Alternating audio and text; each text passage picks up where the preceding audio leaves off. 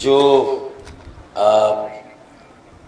شجرکاری کی اس مہم میں ہمارے ساتھ شامل ہو رہے ہیں، کراچی کے جو عام شہری ہیں، جو ہمارے حامی ہیں، اور میڈیا کے دوستوں، السلام علیکم۔ میرے خیال میں چونکہ action must speak louder than the words, عمل جو ہے اب اسے زیادہ واضح ہو کے نظر آنا چاہیے، صرف لفظوں سے کام نہیں چلے گا۔ تو اس لیے میرے خیال میں آج ہزاروں پودے لگانے کا یہاں MQM پاکستان نے کڈنی ہل پارک میں انتظام کیا ہے۔ 1 اگست 2024 اسی سال 1 اگست سے ہم نے باقاعدہ ایک ایگریسو بڑے پیمانے پر شجرکاری پودے لگانے کی ایک ایسی مہم شروع کی ہے کہ جو شجرکاری کے سیزن میں تو جاری رہے گی اور اس کی کوئی کلوزنگ ڈیٹ بھی نہیں ہے، لیکن شجرکاری کے سیزن کے علاوہ بھی زمین کی سہولت دیکھ کے، پودوں کی مناسبت اور دستیابی دیکھ کے، اگر کسی بھی سیزن میں کسی بھی زمین پر کوئی پودا لگایا جا سکتا ہے تو میرے خیال میں MQM یہ پیرینیلی پورے سال بھر اس تحریک کو، اس ڈرائیو کو، اس مہم کو جاری رکھنے کا بھرپور ارادہ رکھتی ہے۔ اور یہ ایک ایسا کار خیر ہے، ایک ایسا کام ہے کہ شاید آج جو کلائمیٹ چینج جو سب سے بڑا خطرہ بن کر اس کرۂ ارض کے لیے ایک واحد سیارہ جہاں پر زندگی بستی ہے، جہاں جانور بھی ہیں، جہاں پودے نباتات بھی ہیں، جہاں انسان بھی ہے، اگر اس پورے سیارے کو خطرہ ہے موسموں کی تبدیلی سے، اور وہ صرف اس لیے ہے کہ شاید پوری دنیا کی حکومتوں نے، انسانوں نے اس زمین کے وسائل کو، قدرتی وسائل کو اتنی بے دردی کے ساتھ استعمال کیا ہے اپنے گروہی ذاتی مفادات کی تکمیل کے لیے کہ یہ پورا پلینٹ، سیارہ کرۂ ارض موسموں کی تبدیلی کے شدید سنگین خطرات سے دوچار ہے۔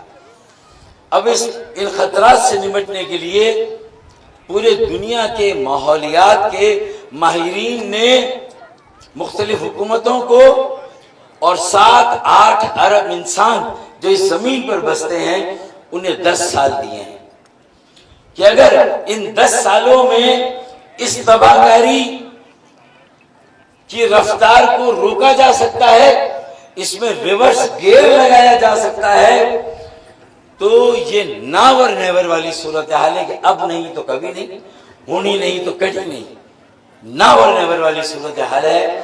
MQM نے اس چیلنج کو قبول کیا ہے، MQM پاکستان نے، اور اس لیے بھی کہ دنیا کے 7 ممالک جو بدترین، جو تباہ کاری کے شکار ہوں گے موسموں کی تبدیلی کے، اس میں پاکستان بھی ہے اور یہ میرا شہر کراچی بھی ہے۔ آل دا مور یہ ہماری ذمہ داری بنتی ہے، انسانی، اخلاقی، سیاسی، معاشی، معاشرتی، کہ اب ہم زمین کی ضرورت کے مطابق اس زمین پر وہ پودے لگائیں جو اس زمین میں آسانی سے اگے، جہاں پانی بھی آسانی سے پہنچایا جائے، دستیاب ہو۔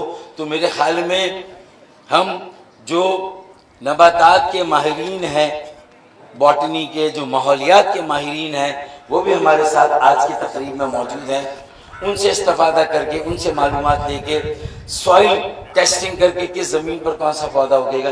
میرے خیال میں یہ باقاعدہ ایک سائنٹیفک انداز میں ہو رہا ہے، ایک منظم انداز میں ہو رہا ہے، اور ہم کر کیا رہے ہیں؟ عوام کو، لوگوں کو انگیج کر رہے ہیں، انہیں متحد، منظم، متحرک کر رہے ہیں۔ یہ اپنی جگہ پر خود ایک تحریک ہے، اور یہ حکومتوں کا کام بھی ہے، لیکن اگر حکومتیں اس سلسلے میں بہت باقاعدہ آگے نہیں آ رہی ہیں، اپنی باقاعدہ پالیسی کا اعلان نہیں کر رہی، تو کم از کم کراچی، سندھ کے شہروں کی مناسبت سے جہاں ہمارے روٹس ہیں، ہم نے چاہا اور ہم نے کہا کہ ہم لیڈ لیتے ہیں اور ہم ایک ایگریسو مہم کا آغاز کرتے ہیں، جو نرسری سے ان کو پہلے سے کہا گیا تھا کہ بھئی ہمیں اتنے پودے چاہیے، ہزاروں لاکھوں پودے چاہیے ہوں گے اور یہ سلسلہ جاری رہے گا۔ تو میرے خیال میں یہ ہماری اکانومی کے لیے بھی اچھا ہے۔ آم کی گٹلیاں ہم روزانہ کتنی ضائع کرتے ہیں۔ یہ سیزن جو آزادی کا موسم بھی ہے، اگست کا مہینہ، یہی سیزن شجرکاری کا مہینہ بھی ہے، اور اگر ہم نے اپنی آزادی کا پاس نہ کیا، شجرکاری کے فرائض کو پورا نہ کیا، اپنی ذمہ داری کو پورا نہ کیا، تو پھر ایک حشرکاری کا موسم آئے گا اور یہ ساری چیزیں سب ٹھاٹ پڑا رہ جائے گا۔ جب لاٹ چلے گا منجارہ، تو میرے خیال میں آم کی گٹلیوں کو بھی بچا کر، پورے ہفتے کے آم کی گٹلیوں کو بچائیں اور کہیں نہ کہیں جا کے کسی پارک میں جو ہے وہ اس گٹلی کو ڈال دیں۔ 100 میں سے اگر 2 درخت بھی اگاتے ہیں تو اس سے کراچی کے عوام کو بہت سستے آم ملنا شروع ہو جائیں۔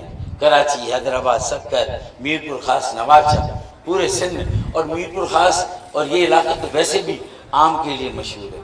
میرے خیال میں اب ہمیں بھی اس مہم میں شامل ہونا چاہیے۔ آکسیجن کی دستیابی کم ہے اور جو ہے وہ یہ کانکریٹ کے جنگل بن گیا کراچی۔